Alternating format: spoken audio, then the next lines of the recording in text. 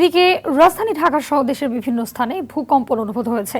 শুক্রবার সকাল ৫টা ৫৭ মিনিটে ৮ সেকেন্ডের এই ভূকম্পন অনুভূত হয়।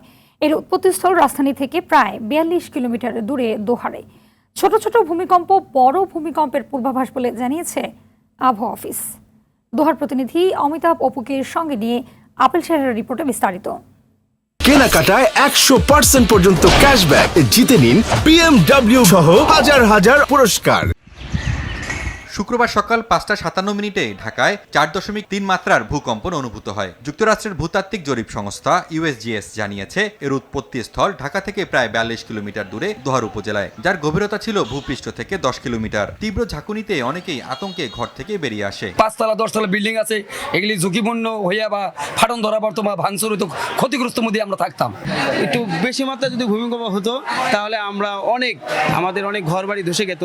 ভূমিকম্পের উৎপত্তি স্থল যেহেতু দোহারে, তো আমরা দোহারের বাসিন্দা হিসেবে আমরা অনেক আতঙ্কে আছি। তবে প্রাথমিকভাবে ভূমিকম্পে ক্ষয়ক্ষতির কোনো খবর পাওয়া যায়নি। ঢাকার এত কাছে ভূমিকম্পের উৎপত্তি এই প্রথম।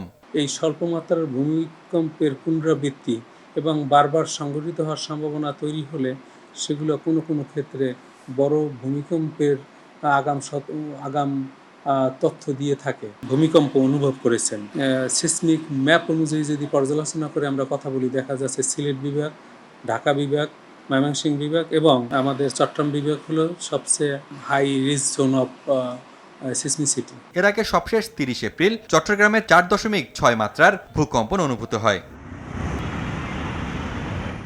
Apple Shahriar, RTV, Dhaka.